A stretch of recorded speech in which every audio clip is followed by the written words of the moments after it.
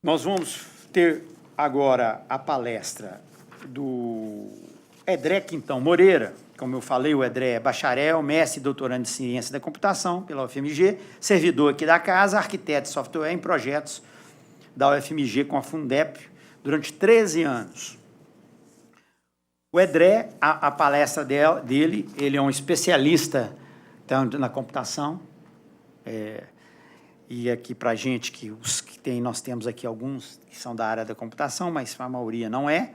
Eu falei com ele, pelo amor de Deus, Edré, nós vamos ter que entender a sua palestra, né?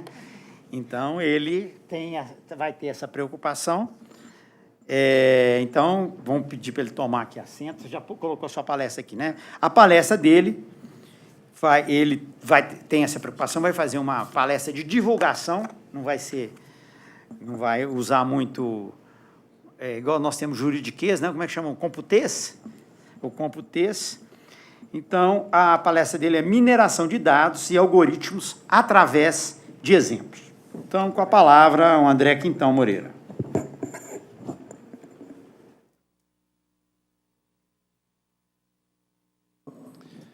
Boa tarde a todos. Eu procurei elaborar essa apresentação tentando linkar com alguns problemas do direito, embora eu não tenha conhecimento, meu conhecimento do direito seja praticamente zero.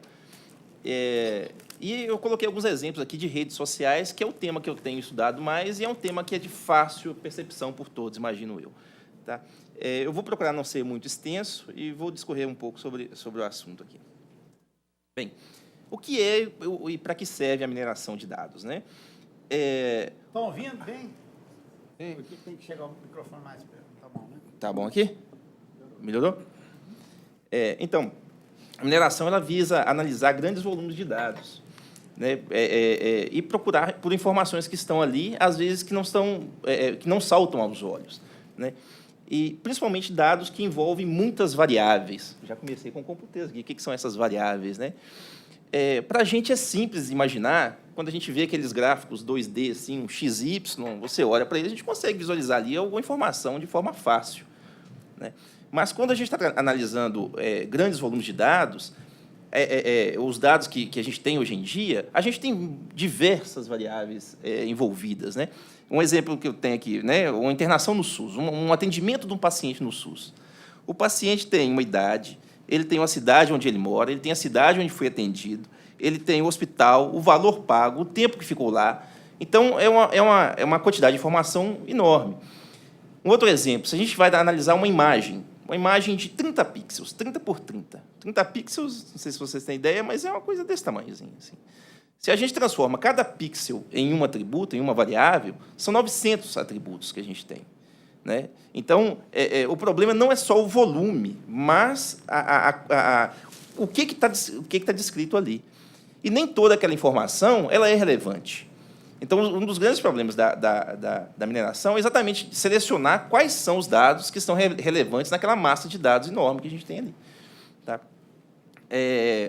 Então, a gente tem, basicamente, dois tipos de mineração. Uma que a gente chama de aprendizado supervisionado. Voltando, né? O que seria esse aprendizado supervisionado, né? A gente já tem, no caso do tribunal, a gente já tem uma massa de processos julgados.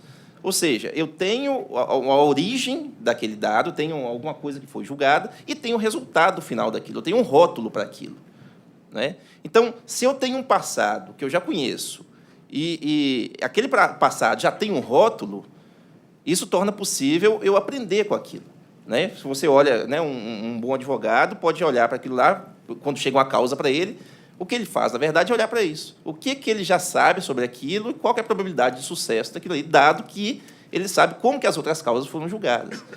Então, uma das técnicas de mineração é essa, é olhar para o passado, olhar pelos dados que você já tem algum rótulo e tentar prever o que tem em cima daquilo, né? Em outros casos, a gente detecta os padrões em cima da própria massa de dados. Às vezes, a gente não tem um rótulo, né? Vou detectar uma fraude, eu quero saber uma lavagem de dinheiro num banco, né? Me dá uma massa de dados que são os extratos bancários de todo mundo. quero saber aqui quem está lavando dinheiro. Ali não tem um rótulo de quem é o fraudador. Né? O que a gente tenta fazer é extrair os padrões que são comuns e procurar pelos padrões que são incomuns para mostrá-lo como uma anomalia numérica que, eventualmente, pode ser uma fraude. Tá? E para que a gente usa a mineração? Né? A gente usa para predição, agrupamento, classificação, detecção de anomalias. Eu vou tentar, dentre outras aplicações, eu vou tentar passar em cada uma delas aqui de forma bem rápida e de uma forma que dê, pelo menos, para a gente tentar sentir o que é isso aí. Tá? O que eu estou falando, quando a gente está falando de padrões, né? Isso aqui é um exemplo de problema de detecção de anomalias em trocas de e-mails. Vocês vão ver que eu vou falar muito de anomalia, porque esse é o foco principal da minha pesquisa, então está meio enviesado aqui. Isso aqui é um padrão de troca de e-mails da Enron, em 2000, lá, quando teve aquele que procurou danado lá. E aqui, isso aqui é uma rede de troca de e-mails, não tá tratando do conteúdo do e-mail em si, mas de quem trocou e-mail com quem. Tá? Então, você tinha um monte de variáveis que descrevia essa troca de e-mails aqui, hora do e-mail, de quem para quem, e outras coisas mais. O que é uma anomalia aqui? Então, se você olha para esse gráfico, até para a gente que não tem conhecimento do assunto, você pode ver que aquele ponto ali em vermelho, ele está muito distante do padrão que você espera. Né? Se você tem aquela reta ali, o padrão esperado, você tem alguém ali que está muito distante daquilo lá. Então, é algo que os algoritmos de mineração dão essa ferramenta para a gente, né, de tentar elucidar e descobrir quais são as melhores variáveis que descrevem, e outras vezes essas variáveis não são diretamente observáveis. Tá? Quando a gente usa muito uma parte da mineração chamada aprendizagem de máquina, a gente acaba extraindo informações que são informações latentes, que a gente diz, que estão ali naquela massa. A gente não consegue ver. Elas são expressas numericamente, ou seja, você pega um texto, transforma ele num número, né, que cada número ali significa uma coisa para a gente. Tá? Você sabe o que é esse caso, né? Todo mundo sabe? É uma empresa que quebrou nos Estados Unidos, a CEMIG, lá da Califórnia. É da Califórnia, né? Texas do Rio. Texas. É uma empresa de energia elétrica lá que era considerada a melhor empresa para se investir na Bolsa norte-americana. A empresa, e ela quebrou e deu um prejuízo violento para todo mundo. Né? Isso. Isso aqui, inclusive, é o CIO que tinha enviado e-mail para todo mundo, é uma coisa que ele não costumava fazer, e, de um dia para o outro, começou a enviar e-mail para todos os funcionários da firma. Ou seja, de uma forma ou de outra, foi possível detectar que houve um comportamento estranho naquilo que era o padrão dele de uso. Então, para predição, como é que a gente usaria a mineração para predição? Né? Imagina que o cliente leva um advogado um problema envolvendo um conjunto complexo de fatos e pedidos. Né? A empresa de advocacia encontra casos do mesmo tipo, dos quais associações poderiam ser inferidas. Então, na verdade, o que o advogado faz, de uma forma ou de outra, já é isso. Já é olhar para aquilo que ele conhece e tentar dar uma probabilidade de sucesso para aquela causa. Né? Usando algoritmos de aprendizado, seria possível pegar esses textos dessa causa, transformar isso em... tentar treinar uma máquina que pudesse dar essa previsão. Ou seja, dado que eu conheço esses casos que foram de sucesso e esses que foram de fracasso, aqui está a probabilidade dado o meu passado. Quando você apresenta uma coisa nova, então você tenta dar a probabilidade para aquilo ali ser novo. Aqui a gente tem um problema sério, que é de extrair informação de texto. Né? Isso hoje, o estado da arte já está bem evoluído, a gente já tem algoritmos muito sofisticados que... como é que você compara dois textos? Né? Tudo tem a ver com... Sempre que a gente está falando de tudo isso aqui de mineração, tem a ver com a distância. É distância de uma coisa para outra. Qual que é a distância de um texto para outro? Né? É uma coisa meio não óbvia. Né? Se você pega dois textos, eles podem dizer o mesmo assunto, escritos de forma totalmente diferente. Né? Então, você pegar isso aí contextualmente, dizer que um texto é parecido com o outro, muito embora as palavras que estejam ali sejam diferentes, é um desafio enorme. Né? E isso, hoje em dia, já tem, dada a massa de dados que a gente tem hoje em dia, a gente já consegue bons resultados em cima disso. Bom. E, com isso, os algoritmos podem avaliar esses documentos e descobrir fatores ali que não saltam aos olhos, mas que são relações complexas que estavam ali entre aqueles documentos que foram julgados de forma favorável, por exemplo. Um exemplo, né, de redes sociais. Isso aqui são pessoas que são amigas, tá? Então, o João é amigo as caixinhas são as pessoas e o link ali quer dizer que eles são amigos. Você tem o João, que é amigo do Paulo, que é amigo da Carla, que é amigo do Edré, e a Maria, que é amiga do Paulo e amiga... bom, enfim, está dando para ver. Se você já entrar no Facebook, de vez em quando, fala assim, sugestão de amizade. Né? Como é que funciona uma sugestão de amizade? Bom, eu sei que a Carla, o João e o Paulo são amigos. O Edré, o João e o Paulo são amigos. Então, tem uma teoria que é muito explorada nas redes sociais, que amigos de amigos tendem a ser amigos. Né? Nesse caso aqui, é simples. Ou seja, isso aí é dado pela massa de dados, não é dado só por esse exemplo que eu estou dando aqui. Tá? Isso aqui é um pedaço pequeno, mas isso aqui foi inferido a partir de um grande conjunto de dados que existia para análise. Então, o Facebook pode sugerir, André, tem a Carla aqui que você deve conhecer ela. Já que você conhece o João e o Paulo, e a Carla conhece o João, o Paulo é provável que você conheça também a Carla. Tá? Isso é um tipo de predição. Né? Um outro cenário é de agrupamento. Só um parênteses aqui. Isso aqui eu tirei alguns desses exemplos mais legais aqui, né, ligados a uma causa jurídica, eu tirei de um artigo chamado Machine Learning in Law. Esse artigo é de 2014. Como o doutor bem disse aqui, na tecnologia isso aí muda muito rápido. Pode ser que esses exemplos que eu estou dando aqui já sejam exemplos superados, que já tenham problemas resolvidos em cima disso. Tá? Então, lá no cenário que ele coloca, é a lei de patentes. Você chega para pedir um registro de uma patente. Não é? Como que se faz? Né? Você tem que procurar numa base de dados enorme se aquilo ali é alguma coisa nova. Né? Ou se já tem alguma coisa que já foi registrada para aquilo. Então, com algoritmos de mineração, você pode fazer agrupamentos, que não são simples comparações de texto, são comparações de conteúdo, de significado daqueles documentos, e tentar agrupar, e depois, em vez de você procurar em documento por documento, você pode procurar em cada grupo. Né? Esse cara aqui parece com algum desses grupos. Né? Então, aí é um outro exemplo de agrupamento. Tudo bem. Nas redes sociais, mais uma vez, é muito comum você também querer descobrir comunidades. Quais são os pesquisadores que trabalham juntos, ou quais são as moléculas num determinado ser biológico, lá, num determinado evento biológico, que interagem mais, que tem uma função mais próxima. Né? Então, algoritmos, por exemplo, trabalham muito com a questão da densidade. Né? Você pode ver aqui que existe um triângulo fechado aqui na Carla, Edré e José, e o outro triângulo bem fechado ali entre João, Maria e Paulo. Então, eles falam, opa, esses aqui devem ser similares. Né? Por que ele cortou aqui? Porque se ele juntar esses dois grupos, essa densidade você pode ver que a densidade de amizades ali é menor. Então, ele opta por não fazer isso. Existe uma série de algoritmos para poder fazer isso e várias definições também para como você vai agrupar isso. Um outro cenário, né, que seria a classificação. Isso aqui eu peguei até um exemplo do PJE, até discuti um pouco com o Romo. Na petição inicial no PJE, o advogado ele determina um assunto e anexa um documento com a petição. Né? Esse procedimento ele é sujeito a erro de interpretação dos termos, além do erro humano, dele tentar selecionar alguma coisa e selecionar outra, tem a questão do... Ali você tem um termo e você tem uma semântica por trás daquele termo que, às vezes, não é tão óbvia. Né?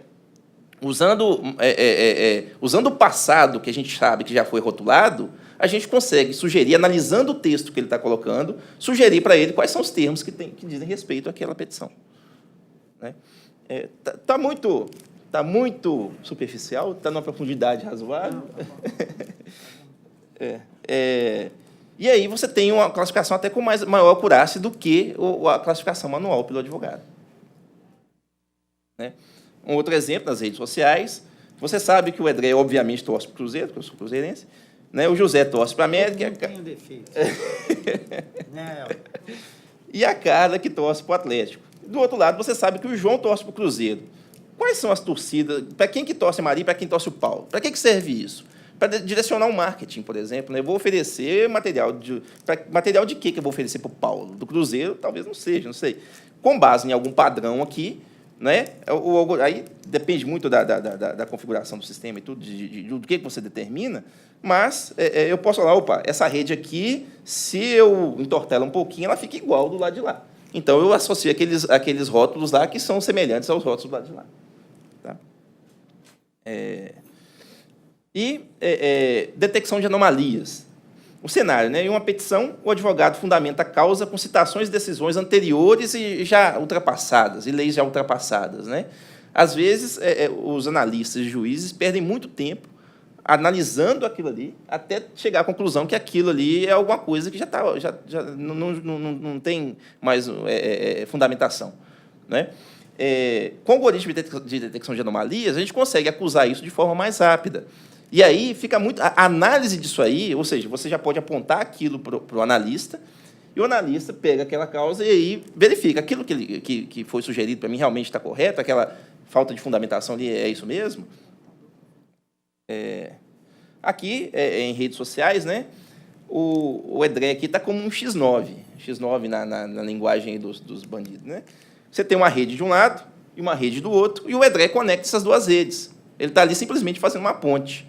Né? A gente chegou a fazer alguns trabalhos sobre gangue aqui em Belo Horizonte e a gente via esse tipo de comportamento nas redes. Você tinha o cara que você falava, esse cara aqui é o que vai morrer amanhã. Porque é o cara que ele tinha amizades numa gangue, tinha amizades na outra, e você via que eram amizades fracas. Ele estava ali julgando os dois lados. Né? Então, e outra coisa que você pode fazer em redes sociais, detectar terroristas. Né? Os caras do Estado Islâmico que estão lá recrutando pessoas. O comportamento deles na rede social não é o mesmo comportamento esperado de todos. Então, essa questão de comparar o padrão, um padrão que é diferente dos padrões que são esperados, é que dão essa possibilidade de agrupamento, de classificação, de detecção de anomalias. Tá? É sempre isso, é sempre procurando por padrões que se repetem contra padrões que são diferentes do resto. Né? Isso aqui, voltando um pouco no GEDEL, está quase finalizando já. No último GEDEL, teve uma discussão sobre Big Data, o que é Big Data, se não serve, se serve. Eu coloquei esse exemplo aqui para a gente refletir um pouco, que é interessante, o que a gente quer, na verdade. Isso aqui é um alvo, tá certo? Ali atrás, esse alvo para a gente é o modelo que a nossa inteligência artificial deu para a gente. Tá? O que a gente quer é que aqueles pontinhos azuis estejam perto daquele alvo, perto do centro do alvo. Né? Então, se eu tenho poucos exemplos, se eu treino, de certa forma, eu construo esse alvo conhecendo pouco do meu passado, o que vai acontecer? Eu vou errar muito.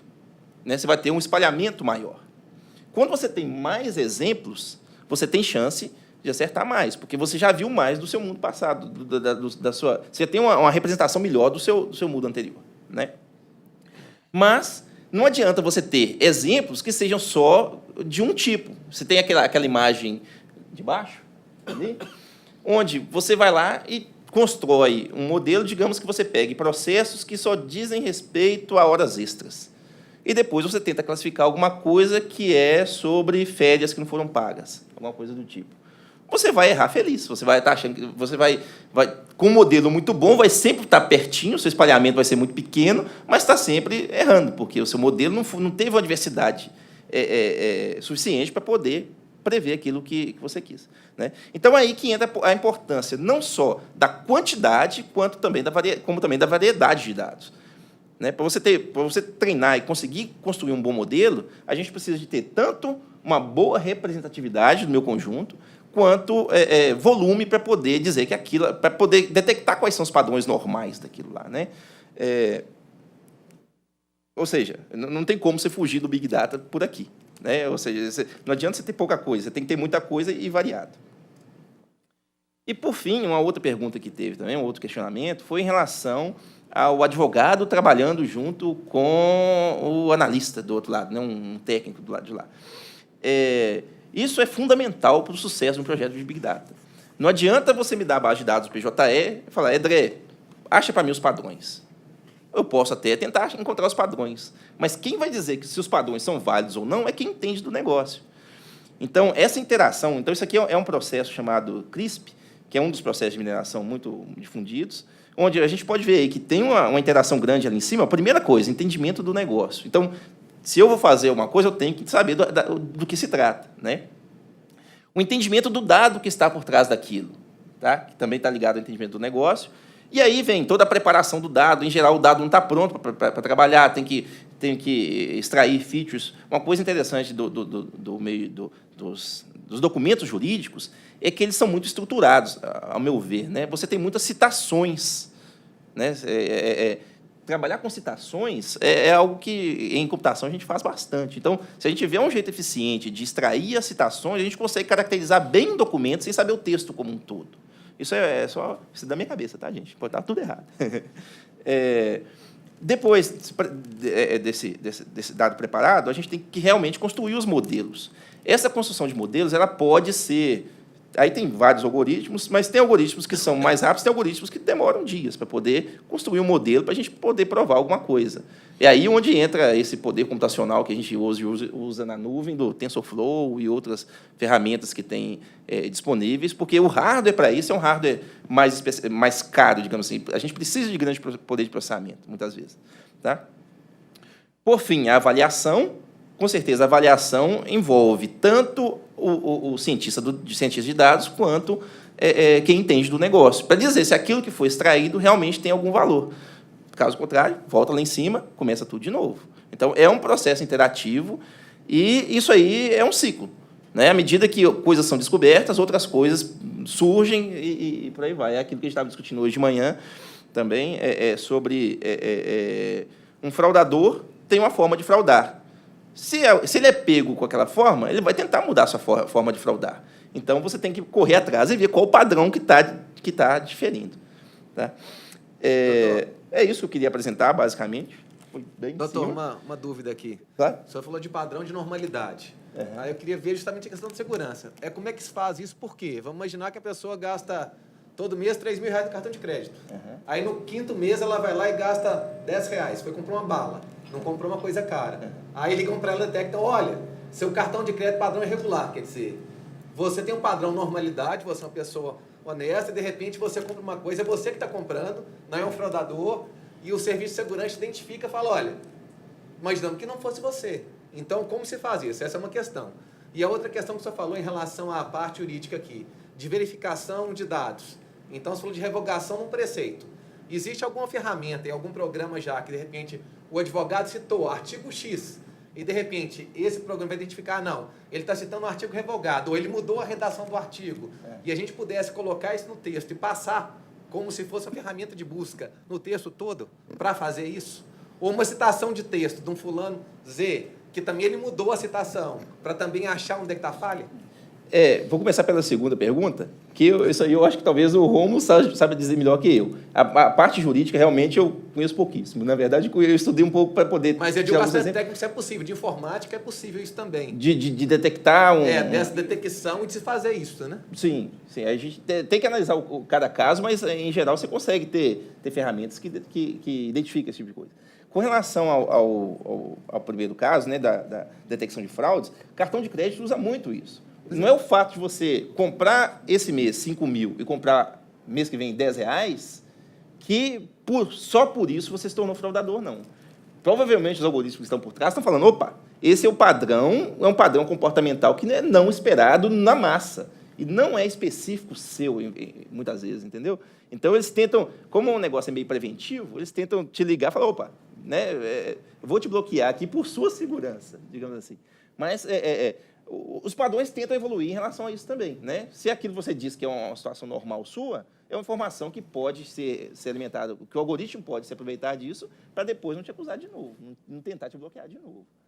Porque essa questão que eu vejo hoje, a discussão Eu tive uma situação até hoje, questão de segurança, de repente, faz um procedimento que você não pode fazer no computador, você tem que ir no caixa eletrônico. Mas é uma máquina também. Então, o que você poderia fazer? Quer dizer, gerando uma segurança enorme, mas que você, às vezes, não consegue agilizar ou ampliar o acesso àquilo por questão de segurança, que o pessoal da área de informática cria umas concepções e que para o usuário dificulta.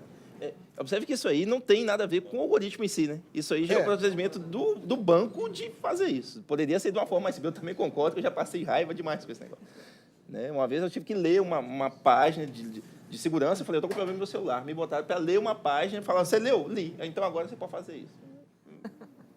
Enfim, é o protocolo de segurança do banco. Bom, é isso que eu tinha que apresentar, basicamente. Espero ter colaborado aí com a... Obrigado.